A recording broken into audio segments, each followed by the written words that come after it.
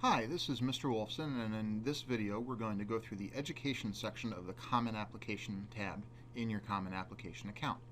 So just so you know, this is going to include some answers that are pretty specific for Westboro High School. So if you happen to be from another school watching this, you'll want to check with your counseling office or administration about some of the answers. All right, so first thing is you have to add in your high school. And the nice thing that Common Application does is when you click on the Find School link, it'll bring up the high school that's closest to where you put your address. And this happens to work well if you put an address that lives in Westboro. Westboro High School becomes the first school that pops to the list. Go ahead and select it. And it'll already have the address for Westboro High School. Now, if you're a senior this year at Westboro High School, your date of entry, if you came as a freshman, would be August of 2015. So go ahead and add that. We are not a boarding school. You will obviously graduate from this school, and the graduation date is going to be June of 2019. And then answer this next question about your progression through school as appropriate. Then for your counselor's information, if you're not sure about how to answer some of these questions, you can check in with your counselor. We're also going to provide some of the specifics in our senior seminars coming up. But again, you'll put in your counselor's name, and for job title, just list school counselor,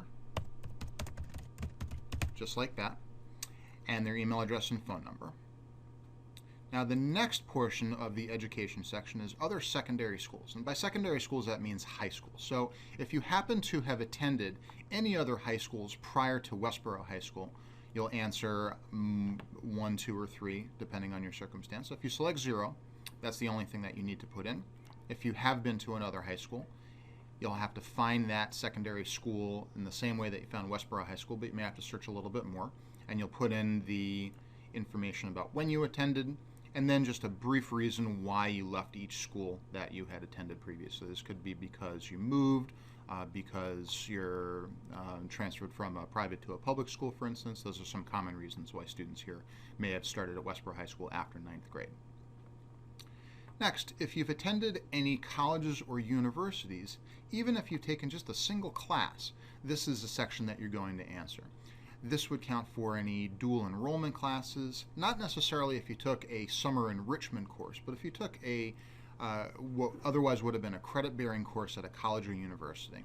So go ahead and select if you've been to one or more universities. You'll find the college the same way that you find the high schools, and then you'll answer the questions based on what you've done at the school. Now, most of you probably have not earned a degree if you're at Westboro High School. This is a question that is voluntary, so you don't need to answer this if you don't want to. Now we're going to get to the grades section. In this section, it asks you about your graduating class size and how certain things are reported. Now, at Westboro High School, our graduating class size for the class of 2019 is 271. We do not report class rank. You'll put in your cumulative GPA, and I recommend that you put in your weighted GPA or your unweighted if it is higher than your weighted GPA. You can find that on your transcript or in Naviance. Our GPA scale is a 4, and that is whether or not you're putting in your weighted or your unweighted GPA. 4 means that an A equals a 4.0, a B equals a 3.0. Our weighted GPA is a weighted 4.0 scale, which is why we still ask you to put down the number 4 as our GPA scale. And then depending on the GPA that you've entered here, you'll select whether or not it's your weighted GPA or your unweighted GPA. Now for this next section, your current or most recent year courses, you're going to answer questions in a pretty specific way. It may be slightly different than if you're entering questions like this about your coursework on other applications, but we're just going to tell you how to do them for the Common Application. So first of all, you're going to list each individual course that you are taking. So a lot of seniors maybe are going to be taking, let's say, 10 courses over the course of senior year, including first semester and second semester. Go ahead and click 10. And then in this question, we're talking about the course scheduling system. Go ahead and click semester because we do have some semester courses. Then you'll type in the names of your courses exactly as they appear on your transcript. So let's say you're taking Statistics Level 3. For the course level for a Level 3 course, you're not going to find Level 3 in here at all. But in Westboro High School, Level 3 as well as Level 2 are both considered college prep. So you can go ahead and select college prep for that Level 3 class. For course schedule, it's going to ask you if it's a full year, first semester, or second semester class. Statistics in this case is a full year class, and then you'll go on to the next courses that you're taking in your schedule. Now let's say you are taking concert choir. For this class, which is a level 0 class, it really does not have a level. Again, you're not going to find no level, but you can select NA, and that will suffice for a level 0 class. Now just to show you, for level 4 and level 5 classes at Westboro High School, you can select honors for level 4, or you can select advanced placement, AP, for level 5, or you can select accelerated also for level 5 if you are taking an accelerated course. So for now, we're going to skip over filling in the rest of the classes, and we're going to go to the next section, which is for honors. This is for academic honors. Now, you can select up to 5 honors if you happen to have. If you don't have any academic honors, you can select 0 and it'll allow you to move on.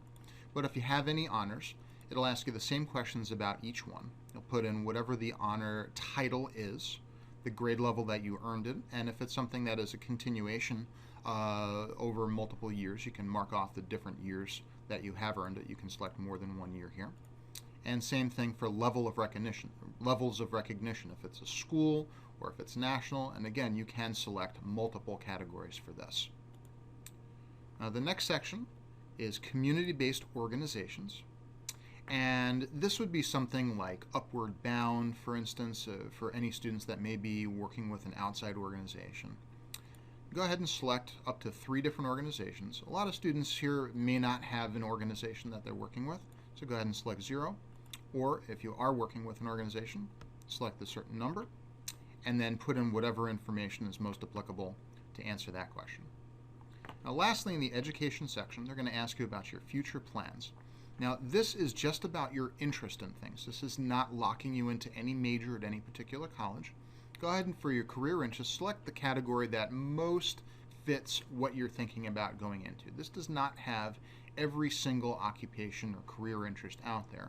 If you don't see what you are interested in, you can select undecided, or you can click other. And when you click other, it'll ask you to type in what other kind of career interest you may have.